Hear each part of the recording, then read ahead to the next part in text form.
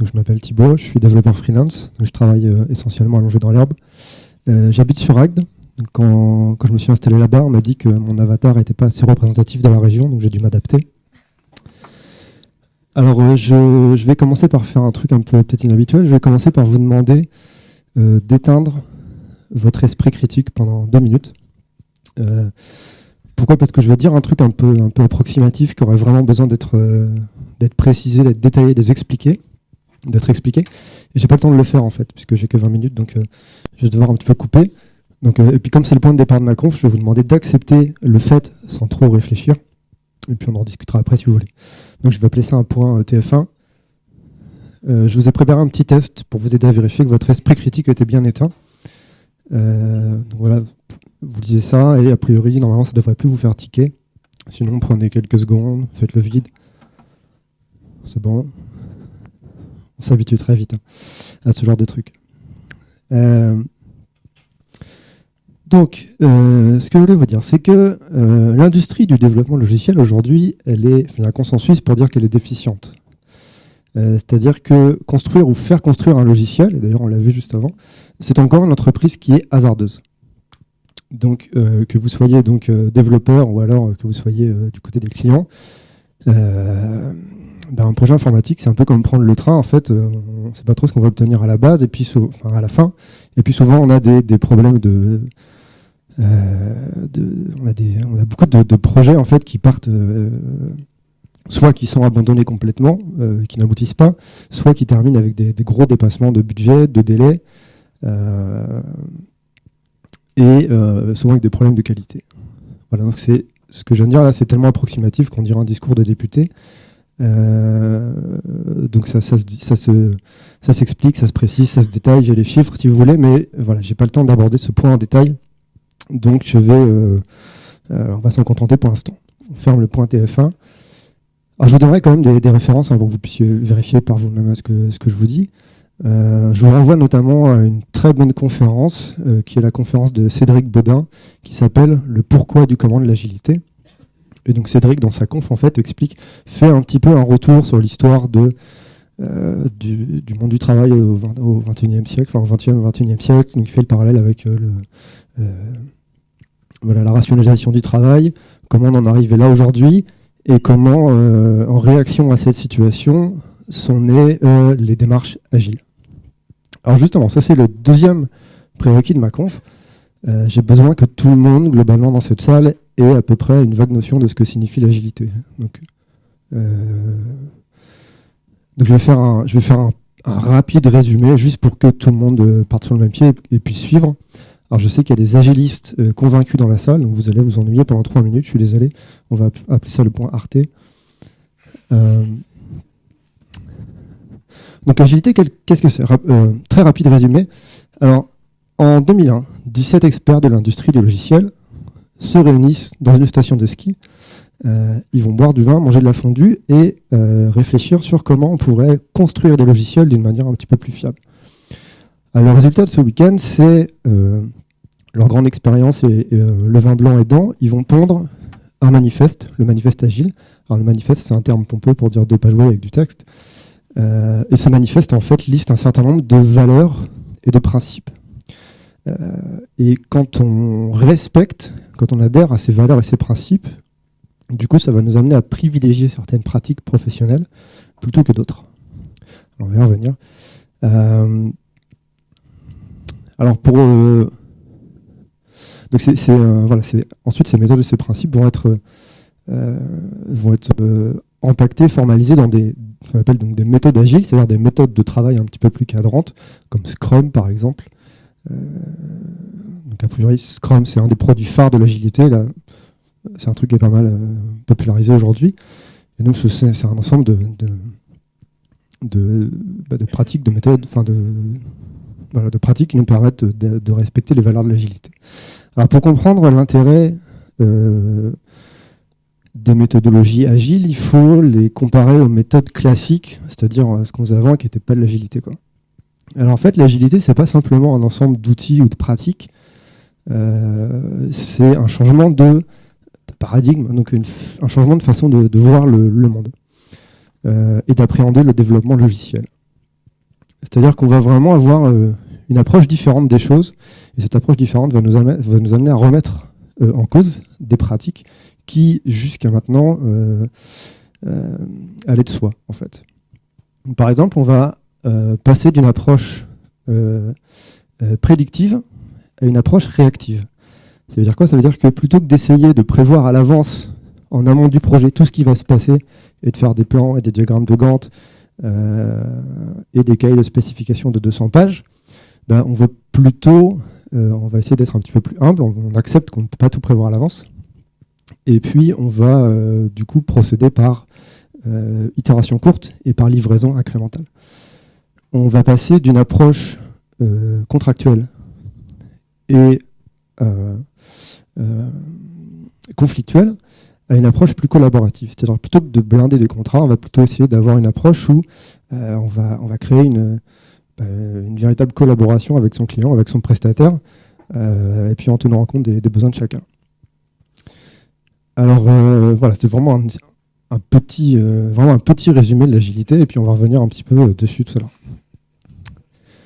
Alors je vais faire un deuxième point TF1, après ça sera fini, je vous promets. Donc là c'est pareil, je vais encore dire un truc.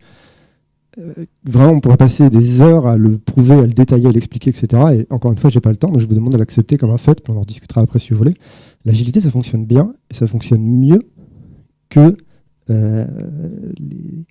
les méthodes traditionnelles. C'est-à-dire que vous avez un projet qui démarre en respectant les valeurs de l'agilité, vous avez plus de chances, a priori, d'obtenir un résultat qui correspond à vos attentes,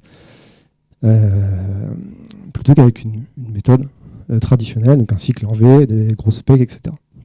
Alors ça, c'est pareil, encore une fois, ça pourrait être précisé, il y a des tonnes de trucs à dire, mais je suis obligé de tailler un petit peu dans l'art, donc on en discutera après pour ceux qui veulent. Donc on ferme le point TF1. Donc maintenant que j'ai prouvé que l'agilité fonctionne, on va s'intéresser à la question qui est vraiment intéressante, c'est pourquoi l'agilité fonctionne. C'est ça qui est la question intéressante aujourd'hui. Donc pourquoi l'agilité fonctionne?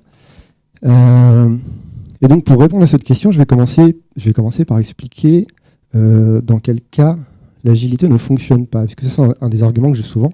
L'agilité, c'est pas magique en fait. Il ne suffit pas de mettre en place une démarche agile sur un projet pour le faire réussir magiquement. Ça, c'est un conte de fées. Donc il y a encore des projets, il y a une certaine catégorie de projets en tout cas, qui semblent foirer systématiquement malgré l'utilisation, enfin malgré la mise en place de l'agilité. Donc moi j'ai fait des projets comme ça, j'ai fait des projets où j'ai essayé de mettre en place une démarche agile et puis les projets sont partis en sucette. J'ai des clients qui sont venus me voir qui avaient déjà des projets en cours qui utilisaient de l'agilité et le projet partait en cacahuète. Et donc ce genre de projet, à mon avis, illustre une des principales causes d'échec de l'agilité. Le point commun entre ces projets, c'est que c'est pas de l'agile finalement, c'est de l'agile avec des gros guillemets bien sarcastiques. Alors, pour expliquer ce que je veux dire par là, je vais revenir sur la définition de l'agilité. Alors, j'ai fait une petite pyramide, parce qu'en général, on aime bien les petites pyramides. L'agilité, à la base, dans le manifeste, donc le manifeste, vous allez sur Google, tapez manifeste agile, c'est vraiment 2 pages web, ça prend 30 secondes à lire. Et la base du manifeste, c'est 4 valeurs. Alors, une valeur, a priori, vous savez tous ce que c'est. C'est-à-dire, vous avez tous, on a tous intuitivement une notion de ce que signifie une valeur. Une valeur, c'est un concept, c'est une idée globale en fait qui sert à guider le jugement. Par exemple, l'honnêteté, c'est une valeur morale. Dans les valeurs du manifeste agile, par exemple, une des valeurs, ça va être on va privilégier les individus et leurs interactions plutôt que les processus et les outils. Une autre valeur, ça va être, je vous les listerai tout à l'heure parce que je ne les connais pas toutes par cœur. Alors le problème d'une valeur, c'est qu'on ne peut pas la pratiquer directement. C'est-à-dire une valeur, c'est un concept abstrait en fait. Je ne peux pas pratiquer l'honnêteté, par exemple. Par contre, ce que je peux faire, c'est à partir d'une valeur, je peux en déduire un certain nombre de principes. Par exemple, je paye toujours ma note au restaurant. A priori, c'est un principe. Ou alors, je ne mets pas des boutons mensongers sur mon site. Ça, c'est un autre principe. Donc un principe, en fait, c'est une règle de conduite qui me permet d'être en cohésion avec des valeurs. Et donc, dans le manifeste agile, des 4 valeurs de base découlent 12 principes. Et un principe, c'est déjà un petit peu plus concret. Mais c'est pas suffisant. C'est-à-dire que dans le monde réel, quand on est pris dans la tempête d'un projet de développement logiciel, on ne peut pas passer son temps à vérifier qu'on est bien en train de respecter les 12 principes du manifeste agile. Et donc ces principes, ensuite, ont été empaquetés en fait, dans des méthodes de travail un petit peu plus cadrantes, un petit peu plus structurantes, dont Scrum, par exemple. Voilà, Scrum, c'est un cadre de travail, c'est un ensemble de pratiques. Et par exemple, à tel moment du projet, on va avoir telle réunion avec le client pour produire tel document, etc. Et le but de Scrum, c'est de proposer un cadre de travail qui nous permet de nous mettre en adéquation avec les principes et les valeurs du manifeste agile. Hop, hop, voilà.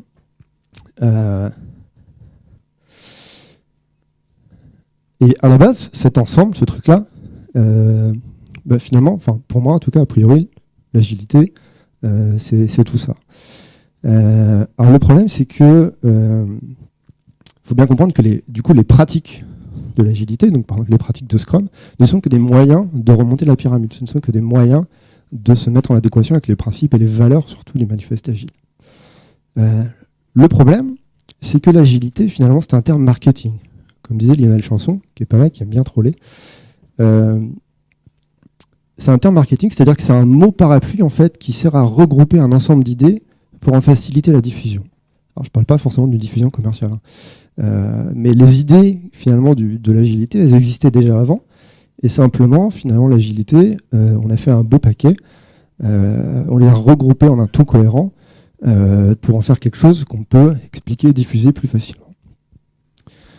Et comme tout terme marketing, en fait, c'est un petit peu comme des trucs comme Big Data ou l'éco-responsabilité. C'est un truc qui veut dire quelque chose, mais ça peut aussi être utilisé à tort et à travers. Et le problème de l'agilité, c'est que quand on l'aborde, en général, on le fait par le bas de la pyramide. Alors, quand vous êtes développeur et que vous ne connaissez pas l'agilité, ou vous avez une vague notion de l'agilité, quand vous arrivez sur un projet avec une équipe qui a mis en place, par exemple, Scrum, ce que vous voyez de l'agilité, ce sont les pratiques de Scrum, les pratiques techniques quotidiennes. Donc c'est le bas de la pyramide. Et donc finalement, si on ne vous explique pas trop, et de toute façon c'est assez dur à expliquer finalement, c'est assez facile de confondre le conteneur et le contenant. Donc c'est assez facile de se dire que Scrum c'est l'agilité. Et donc c'est comme ça qu'on se retrouve à avoir des équipes finalement qui démarrent, qui se constituent sur des nouveaux projets et qui se disent super, on va faire de l'agilité parce que ça marche bien, on va faire du Scrum. Alors que peut-être Scrum n'est pas du tout adapté au contexte particulier de ce projet-là. Et ça, c'est pas de l'agilité, c'est même tout le contraire de l'agilité. Donc dans ce cas-là, en fait, si vous faites ça, en fait, vous ne bénéficiez pas des avantages de l'agilité et vous avez même l'inconvénient des deux mondes, en fait. Alors, maintenant qu'on a évacué déjà ce cas-là, on va pouvoir revenir à la question de base qui est finalement pourquoi l'agilité fonctionne. Alors il y a énormément de littérature sur le web qui va expliquer, qui va détailler l'intérêt des différentes pratiques. C'est-à-dire on va s'intéresser au bas de la pyramide, pourquoi les pratiques de Scrum fonctionnent. Donc ça, comme il y a déjà beaucoup de littérature sur le web, c'est assez facile à trouver. Pourquoi faire des itérations courtes quand le contexte est adéquat, ça marche bien. Pourquoi TDD, ça marche bien, etc., etc. Donc comme il y a déjà plein de docs, on va pas revenir dessus. Mais ce qui m'intéresse aujourd'hui, c'est d'aller de l'autre côté de la pyramide. C'est-à-dire de remonter en haut et de se dire, ok, les pratiques en bas elles fonctionnent, mais finalement, ces pratiques elles découlent de principes qui eux-mêmes découlent des valeurs. Pourquoi on a choisi ces 4 valeurs à la base? Pourquoi ces 4-là pourquoi finalement elles donnent un bon résultat? Alors peut-être les 4 valeurs, je vous les lis vite fait. Je vous lirai pas les principes parce qu'il y en a trop. Alors, pour ceux que ça intéresse, les 4 valeurs du manifeste agile, c'est on va privilégier les individus et leurs interactions plutôt que les process et les outils. On va privilégier la réalisation de logiciels opérationnels plutôt que de la documentation exhaustive.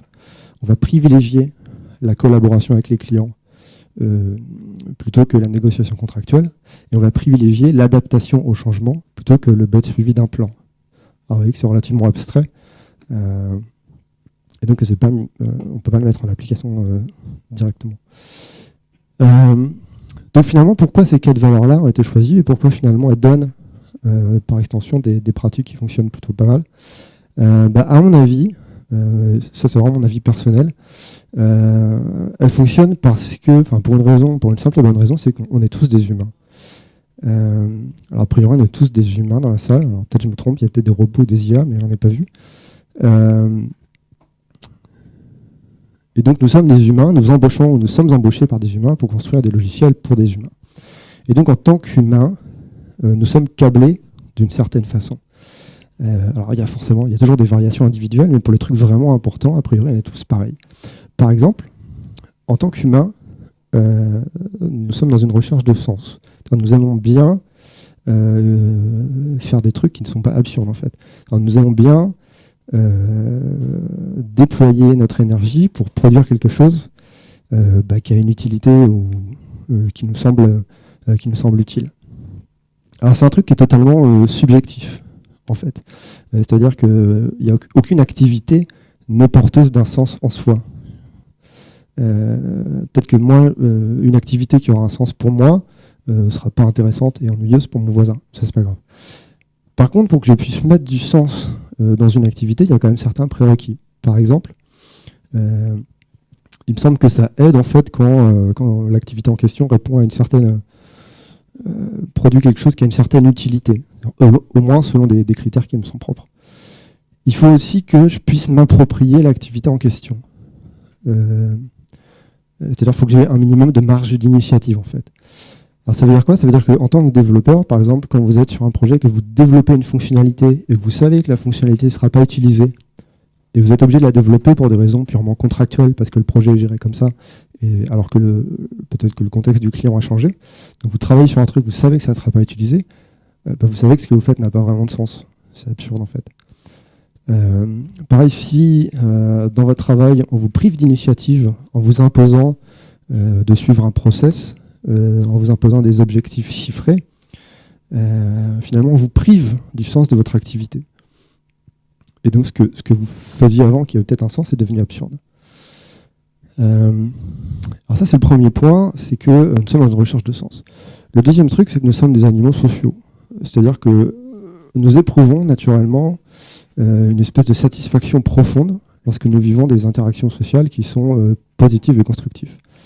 Et donc ça veut dire que quand vous travaillez avec des gens, quand vous êtes dans une équipe, que vous travaillez avec des gens qui sont sympas, qui vous respectent, qui respectent votre travail, avec qui vous pouvez communiquer, qui vous écoutent, en qui vous pouvez avoir confiance et qui vous font confiance, tout de suite c'est plus agréable de se lever le matin. Et donc a priori les 4 valeurs du manifeste agile, à mon avis, s'inscrivent dans cette démarche. C'est-à-dire que cette recherche de sens, ça va se traduire par quoi? Ça va se traduire par le fait que effectivement on va privilégier, ce qui est important, c'est de produire des logiciels qui fonctionnent, puisque c'est ça notre but à la base. Ça se traduit aussi par le fait que si le contexte du client change, on ne va pas bêtement suivre le plan sous prétexte qu'on a signé le contrat comme ça il y a 6 mois. Non, on va s'adapter au changement du contexte. Pareil, cette recherche de relations sociales intéressantes, constructives, ça va se traduire par quoi? Ça va se traduire par les valeurs.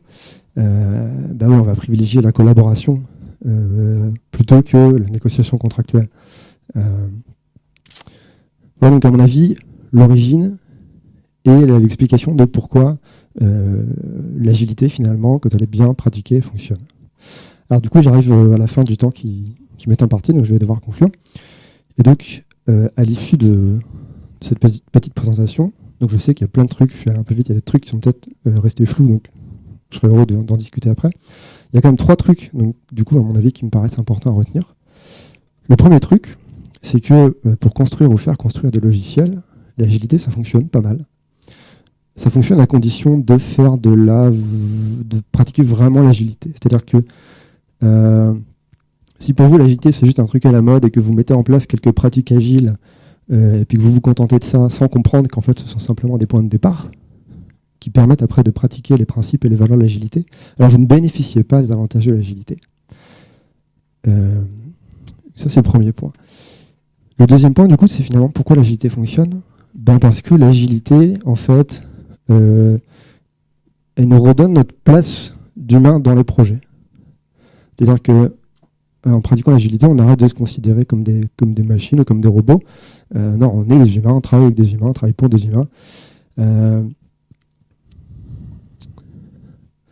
Donc, je sais que c'est un truc qu'on dit souvent dans les confs, faut remettre de l'humain, mais c'est un truc qui veut vraiment dire quelque chose. C'est-à-dire, ça veut pas dire je vais faire semblant d'être ton ami pour te vendre des trucs. C'est vraiment essayer de mettre en place des collaborations, des relations de travail qui soient intéressantes. Donc, pratiquer l'agilité, ça va au-delà de la simple sphère professionnelle, en fait. Pratiquer l'agilité, c'est vraiment essayer de remettre du sens dans ce qu'on fait, et c'est réapprendre à le faire en bonne intelligence entre humains de bonne compagnie, finalement. Et le troisième point et le dernier point, et après je terminerai puisque j'ai déjà dépassé le temps.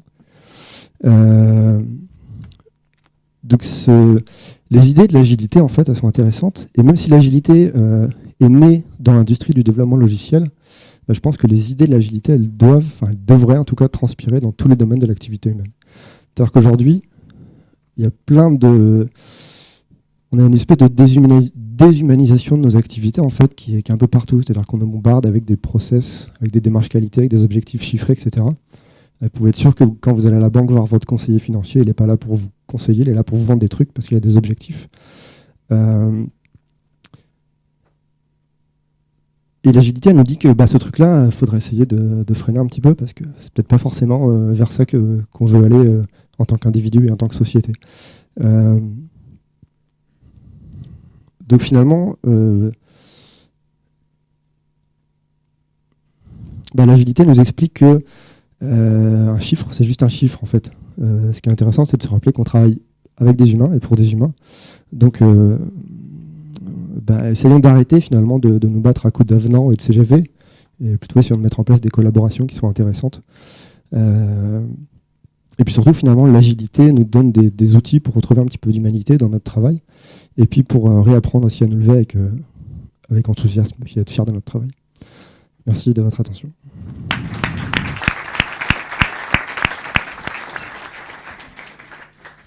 Merci beaucoup Thibaut. Il y a déjà des questions au fond. Au fond.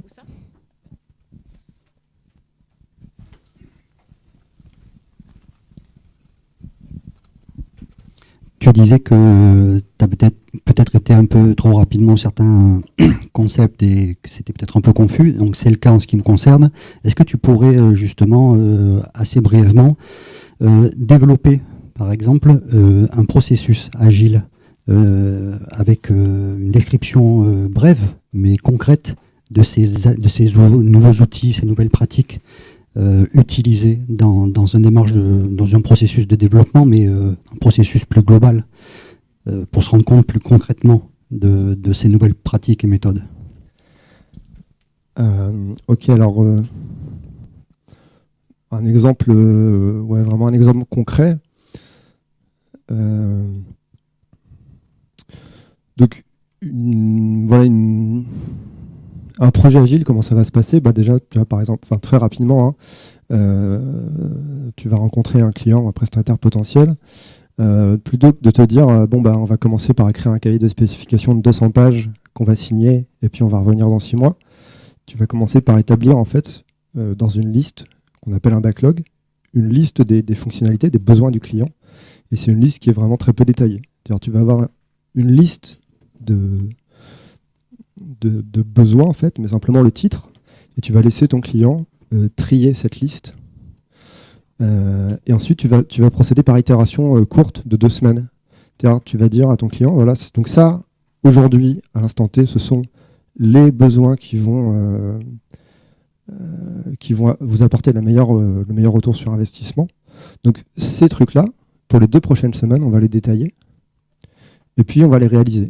Et puis on va les livrer au bout de 2 semaines. Donc, c'est-à-dire qu'au bout de 2 semaines, on va livrer une version du logiciel qui fonctionne Alors, c'est sûr que les premières itérations, ça sera vraiment extrêmement simplifié à l'extrême. Ça sera plus de l'ordre du prototype. Mais le but, c'est que toutes les 2 semaines, finalement, on livre une version du logiciel qui fonctionne, qui est testée, et qui part en production tout de suite. Plutôt que d'attendre tous les 6 mois.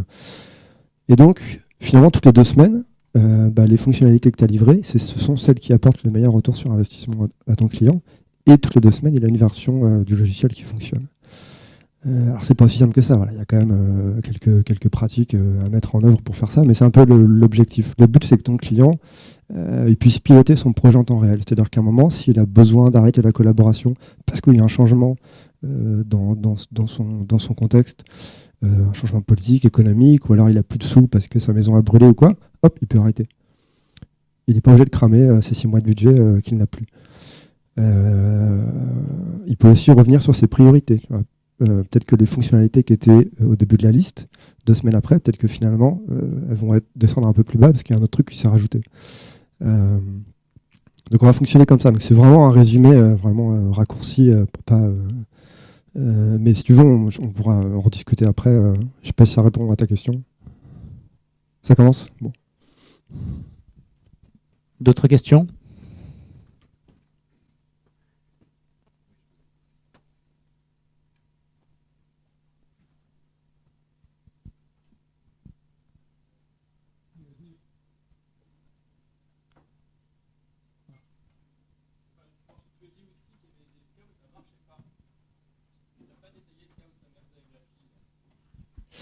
Alors, ce que j'essaie de dire, c'est que d'abord, ça ne marchera sûrement pas si, effectivement, tu as des projets où tu as l'impression de pratiquer l'agilité.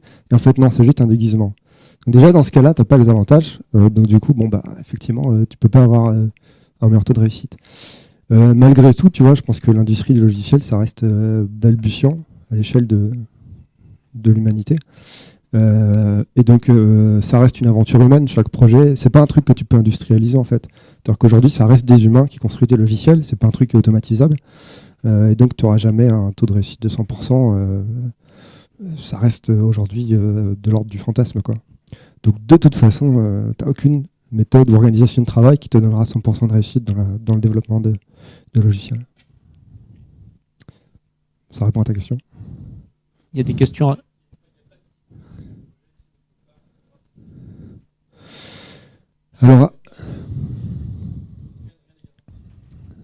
Alors après, tu vois, tu as des pratiques qui sont plus ou moins faciles à mettre en œuvre. Chaque projet est différent, tu as des contextes différents. Par exemple, pour un site web, c'est possible de faire une livraison toutes les 2 semaines, a priori. Quand ton produit, c'est un circuit embarqué, tu vas pas aller dans toutes les machines toutes les 2 semaines pour changer le truc, quoi. Voilà, donc en fonction du projet, tu as des méthodes qui vont être, des pratiques qui vont être applicables ou pas.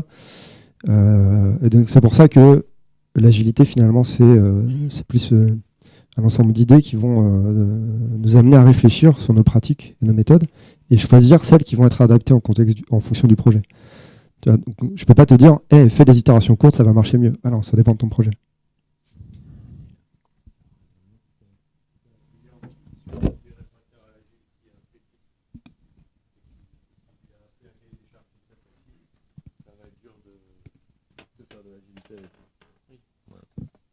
Je le redis ? Non. Ouais, je veux bien. Bon, si pour un client avec un prix fixe et un cahier des charges très précis et qui a en plus une DSI qui veut pas entendre parler de l'agile, c'est pas la peine d'essayer d'aller dans le mur, quoi. C'est dur, quoi, en tout cas. Il y avait d'autres questions sur la gauche de l'amphi. Attendez le micro, s'il vous plaît, 2 secondes. J'arrive.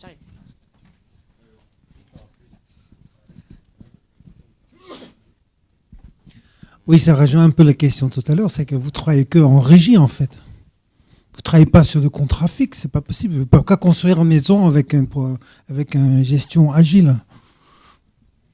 Non, mais je conçois la méthode. Aujourd'hui, ma façon de travailler aujourd'hui, c'est que je travaille en régie, effectivement. Ouais. Mais aussi, voilà, c'est adapté au contexte du projet. Il y a beaucoup de projets, finalement, qui n'ont pas vraiment de début et de fin. Un projet, c'est quelque chose qui va s'étaler sur la durée. Donc voilà, aujourd'hui, sur les projets sur lesquels j'interviens, je travaille effectivement en régie. Est-ce que l'agilité, ça permet de s'affranchir de quelque chose qui est assez lourd en gestion de projet, c'est tout ce qui est planning?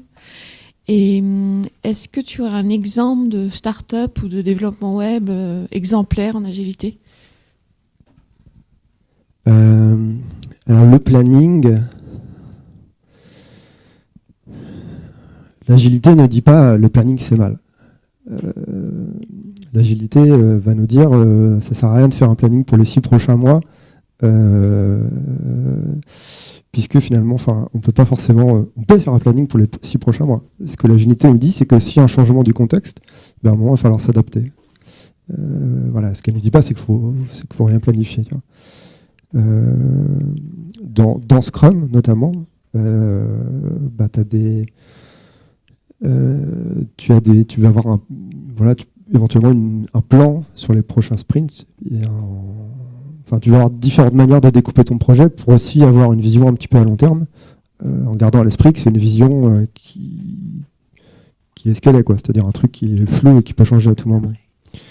Alors ensuite, un projet de développement exemplaire, agile. Là, comme ça, de tête, j'en ai pas. Je connais aucun projet de développement exemplaire, en fait, j'avoue. J'ai plein d'exemples de projets catastrophiques, mais des projets exemplaires, voilà. Je sais pas si d'autres dans la salle ont des idées.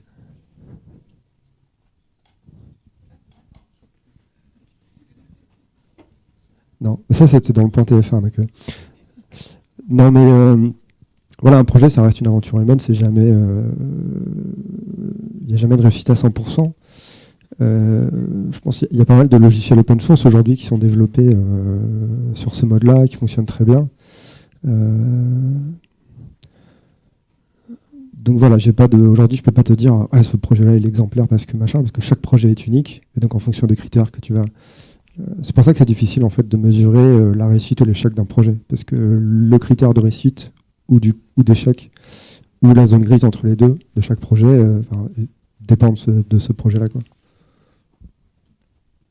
De par tes expériences, qui fait le choix d'aller vers un projet agile? Est-ce que c'est plutôt client, maîtrise d'ouvrage, maîtrise d'œuvre? Parce que c'est quand même vachement contraignant pour le client qui doit toutes les 2 semaines ou tous les mois en fait réceptionner un produit ou un morceau de produit et puis regarder si ça va pas, etc. Alors, c'est effectivement très contraignant. L'agilité, c'est très contraignant pour le client. Parce qu'un des principes de l'agilité, c'est que le client il est très impliqué dans le développement quotidien. C'est lui qui fait le choix dès le départ d'aller vers le client ou son maître d'ouvrage. En général, les gens ils viennent me voir quand ils ont des projets de développement et c'est pas forcément des experts c'est pas forcément c'est des gens qui vont monter leur start-up ou qui ont une entreprise et qui ont besoin d'outils. C'est pas des gens qui ont l'habitude de faire des logiciels. Donc après, c'est à moi de leur recommander la bonne façon de faire. Donc effectivement, c'est contraignant pour le client. Ce qui est encore plus contraignant, c'est quand tu payes plusieurs dizaines de milliers d'euros et que ta SS2I revient 6 mois plus tard et que tu t'aperçois que ce qu'elle a fait, c'est pas ce que tu attendais, quoi. Mon premier client, finalement, j'ai quelques clients que j'ai convaincus de faire l'agile comme ça, parce qu'avant, ils étaient allés voir. C'est pas facile, en fait, quand tu vas voir un prestataire et que le prestataire, il te dit, je sais pas trop combien ça va coûter à la fin. Donc du coup, j'ai des clients comme ça qui viennent, qui disent « Ah non, ça m'intéresse pas », qui se tournent après vers des prestataires qui leur proposent des forfaits avec un prix fixe. Et le problème, c'est quand tu as payé le forfait et que finalement, tu n'obtiens pas ce que tu veux, tu t'aperçois que de toute façon, tu savais pas combien ça allait coûter à la fin, quoi. Et donc après, ils reviennent et ils disent « Bon, ok, finalement, on va faire de l'agile. Par contre, on n'a plus de sous parce qu'on a tout claqué avec notre précédent prestataire. » Je dis pas qu'il y a je dis pas que le forfait ne peut pas fonctionner, hein. C'est pareil, ça dépend du contexte. Est-ce qu'il y a encore une question? Deux? Je sais plus. Ouais, ça dépend du contexte.